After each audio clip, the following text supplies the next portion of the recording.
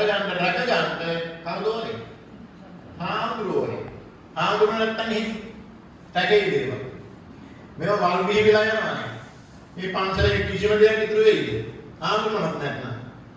ඒ වරගෙන ආරක්ෂා කරගෙන දියුණු කරගෙන ඔබගේ සියලු ආගමික වත්පිළිවෙත් සිදු කර දෙන්නේ කවුද?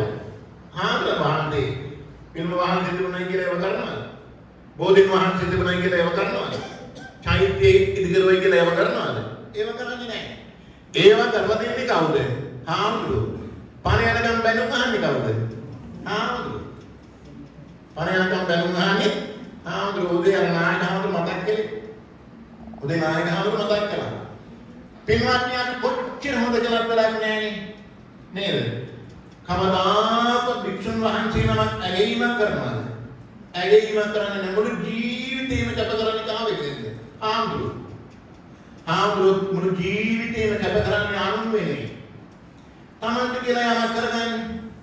එහෙම කරගෙන තියනද? පින්වත්නි එහෙම කරගන්නේ නැහැ. තමන්ගේ හදවත ඇතුළේ බොක්කන්ද තියෙන දෙයක් වුණත් ඉල්ලුවොත් එහෙම දෙනවා. නොදීන කෙනෙක් නෙවෙයි භික්ෂුව කියලා කියන්නේ. වැරදි කරන මිනිස්සෙක් ආවොත් එහෙම යා මිනිස්සගේ හිත හදනවා. වැරදි මගින් නොසුණුකට ගන්නට කටයුතු කරනවා. කවදාකවත් පින්වත්නි නොයෙක් නින්දා පාස කරන දෝෂාරෝපණ කරන බැනලා නොයෙක් දේවල් කළත් මිය පරලෝ ගියාට පස්සේ කවදාකවත් වෛරය පිළිමහනම ගිහිනාවු. වෛරය පිළිමහන්නේ නැහැ. එතන ගිහිල්ලා ඒ අයගේ හිතේ සත්‍තාව ඇති වෙන පරිදි හිතේ සැනසීම ඇති වෙන පරිදි කරුණාකාරණා ටික අවබෝධ කරලා දීලා දහංකම ටික අවබෝධ කරලා දීලා ඒ තැනත්තා සෝපත් කරන්නට කටයුතු කරනවා නේද? එහෙනම් මේ තරම් වටිනා ජීවිතයක් මහාන ජීවිතය කියලා කියන්නේ. මහානකම කියන්නේ ඒකයි. අපිට කොයිතරම් වෛර කළත් අපි අනුන්ට වෛර කරන්න යන්නේ නැහැ පින්වත්නි. අපිට කොයිතරම් නිന്ദා පලස් කළත් අපි අනුන්ට නිന്ദා පලස් කරන්න යන්නේ නැහැ පින්වත්නි. අපිට කොච්චර දෝෂාරෝපණ කළත් අපි අනුන්ට දෝෂාරෝපණ කරන්න යන්නේ නැහැ. පින්වත්නි එහෙමනම් මේ හැම දෙයක්ම ඉවසා කරාගෙන ජීවත් වෙන භික්ෂුව. ඒ භික්ෂුන් වහන්සේගේ ජීවිතය කොයිතරම් වටිනවද? බලන්නකෝ. දානෙට බණට පිරිතට හත්නිලාවුගෙට යන්නට ඕන අඳ ගැහු වෙලාවට යන්තන් වැරදුනොත් දායකයින් අපිට කුල කියනවා දුන්දම්බත් නැටේ සිට බොරුද නේද මේකනේ මේවා හැම දෙයක්ම විඳලා ගන්න ජීවිතයක් තමයි භික්ෂු ජීවිතය කියලා කියන්නේ. උන අර ධර්මාශෝක අරියාණ්‍ය බැලුවා මම මේ ඥාතිත්වයේ උරුමකම හිමිකම ලබා ගන්නේ කොහොමද ධර්මයේ මේ පාපනේ අන්නේ විලාවේ පෙන්නුම් කලේ කුමක්ද? තමන්ගේ ලේනින් හැදිච්ච දරුවෙක් සසුන්ගත කරන්න ඕනේ. එතකොටයි ඥාතිත්වයේ උරුමකම හිමිකම ලැබෙන්නේ. තමන්ට හිමි දරුවෝ දෙන්නයි. අද මිහිඳු මාහිමියන් වහන්සේ හැටියට සමරන්නේ ඒ ඊතුමාගේ පුතුණුවා. සංඝමිත්තා රහත් තෙරණින් වහන්සේ හැටියට සමරන්නේ ඊතුමාගේ සදාදනීය දියණියයි. ඒ දරුවෝ දෙන්නම සාසනෙට දුන්නා. දානපාදනිට දීලා ශාසනීය උරුමකම හිමිකම ලබා ගත්තා. අන්න බලන්න මේ අම්මාද කොච්චර හිතේ සතුටක් ඇද්ද? අර පුංචි හාමුදුරුවෝ දකින්නකොට ශ්‍රී ලංකාර වයසේ මේ අද දුව පැනනට පුංචි කිරිකැටියා අද ශාසන ප්‍රෝඥාව ලැබපු ඒ දරුවා දකින්නකොට කොච්චර හිතේ සතුටක් ඇද්ද? මේක තමයි පින්වත් පින කියලා කියන්නේ.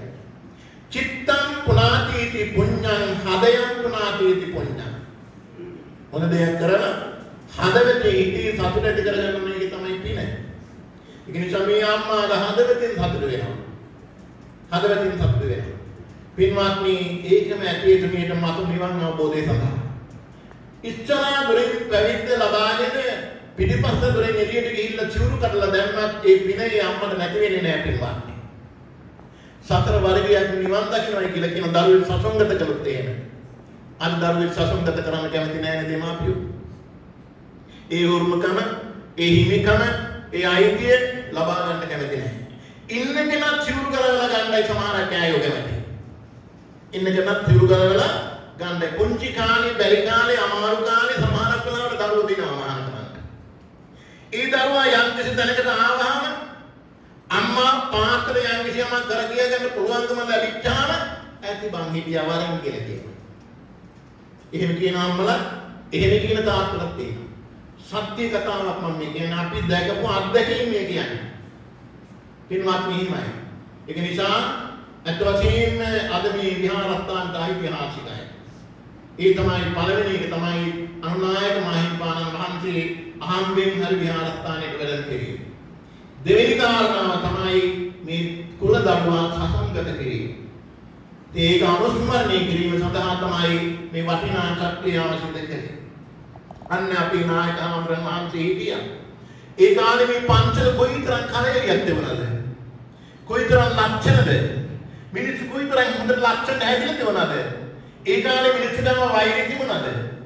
ඒ කාලේ මිනිස්සු පන්සලත් එක්ක හැප්පුණාද? පින්වත් ඒ කාලේ පන්සලත් එක්ක වෛර බෙදගත්තද මිනිස්සු? නැහැ. හැම කෙනාම සුවදශීලීත්වයෙන් යුක්තව පන්සලත් එක්ක හිටියා. නායකහම වෙන්න කාලේ. ඊට පස්සේ නායකහම වහන්සේ අපවත් වුණාට පස්සේ ඒ කාලේ යන තවත් හාමුදුරන් වහන්සේ නමක් අතර වැඩි හිටියා.